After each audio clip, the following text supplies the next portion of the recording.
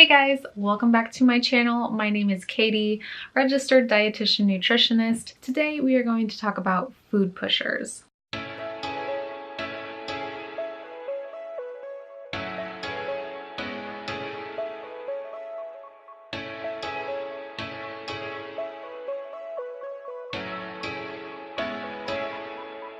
Hold up.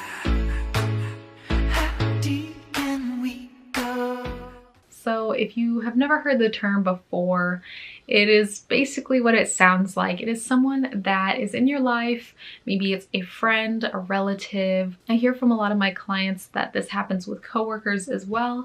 It's someone that pushes you or pressures you to indulge or eat a certain food, even if you say no or if you don't want to. We can deal with these types of people all over the place, and especially if it's like a holiday or a party, we can see our friends turn into food pushers. I want you to keep in mind that food pushers don't always mean to be vicious. They don't mean to be nasty or mean. They are simply trying to either A, get you to have a little more fun, or so they think. B, they're a little bit jealous of you eating healthier than them, so they're trying to derail your habits so they feel better about themselves. Typically, it's one of those two things. You shouldn't let someone else's opinion or thoughts and feelings impact what you eat, because ultimately it is your life.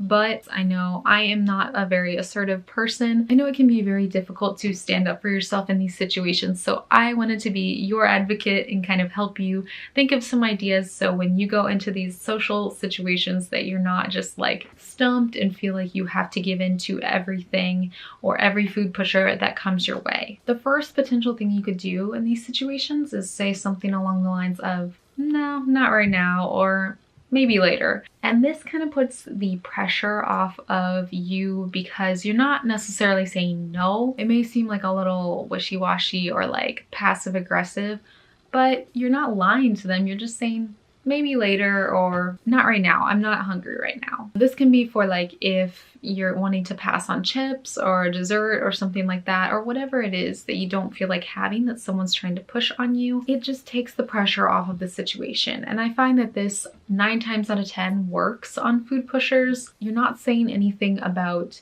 your healthy habits. You're not trying to defend yourself. You're simply saying, nah, not right now. Oftentimes you're golden, you're good.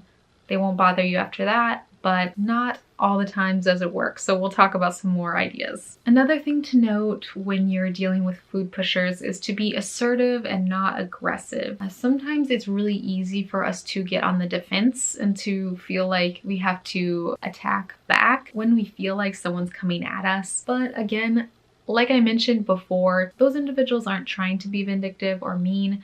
They are just trying to push whatever agenda they have onto you, which is still not good. But you don't have to be aggressive to get your voice across. Being assertive is basically just telling them exactly what you need. It's not being harsh or mean. It's just saying, you know, I already ate a big lunch. I am full. No, thank you. And that is a completely straightforward. Whereas an aggressive thing would be like, you know, I already ate lunch. Like, you saw that I just ate lunch, right? You don't have to bother me about this. That would be like mean. I don't know. If for some reason they are trying to be weird or mean about it, kind of guilt you into feeling like you have to indulge or you should indulge. Like, for example, when someone bakes a cake or cookies or brings something in that's special and they make you feel guilty for not being a part of the situation, you can always tell them, I really appreciate it, but this time around, I think I'm gonna pass.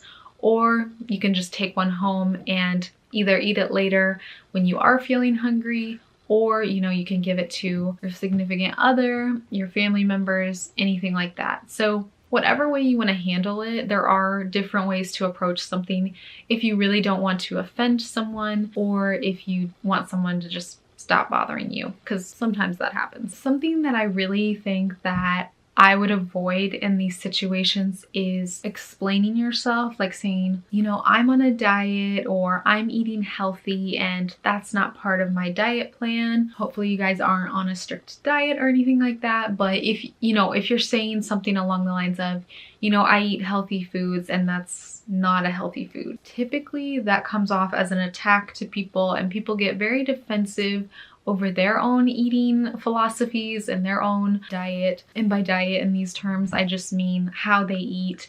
They feel like you're kind of being a little bit of an elitist and telling them that their food sucks and your way of eating is awesome. So, you know, even if you don't mean it that way, people take it this way, and it can kind of be pretty offensive to a lot of people. So if you're trying to avoid that, avoid saying things like, oh, I'm trying to eat healthy, or that doesn't fit into my diet plan or my way of eating. Long story short, it's just a big trigger for a lot of people, and I can understand why.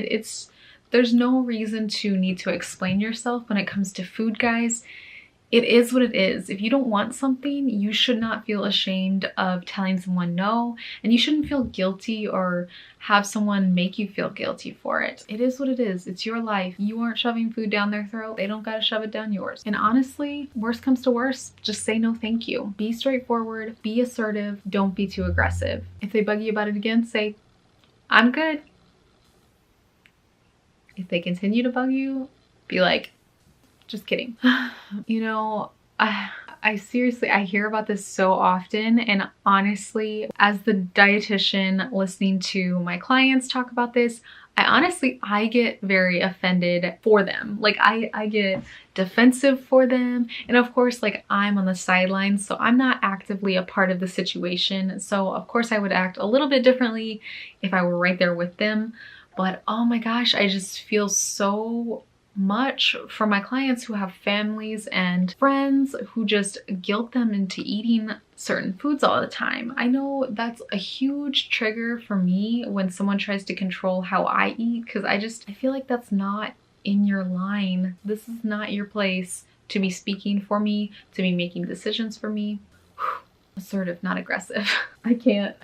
I have to really honestly think through these tips sometimes when I do deal with food pushers, because it's frustrating. You're trying to eat a certain way, and it can be really, really discouraging when it feels like people aren't supporting you and aren't backing your healthy decisions. And not to say that you have to eat healthy or perfect all the time. That's not what I'm saying. It's just, I feel like if you have certain values on what you want to eat, if you have a certain craving or hunger in the moment, you should be able to listen to your own body's intuition without the input of someone else or someone trying to push you into a certain situation. I really got off on a tangent there, so I'm really sorry.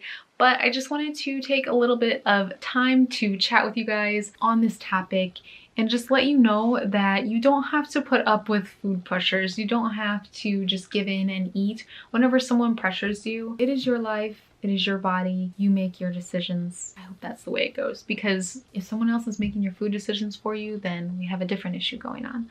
As always, if you have any future topics for me that you'd like me to talk about, whether it's mindful eating, intuitive eating, anything psychology related and nutrition related, I'm up for talking about it. So leave it in the comment section below.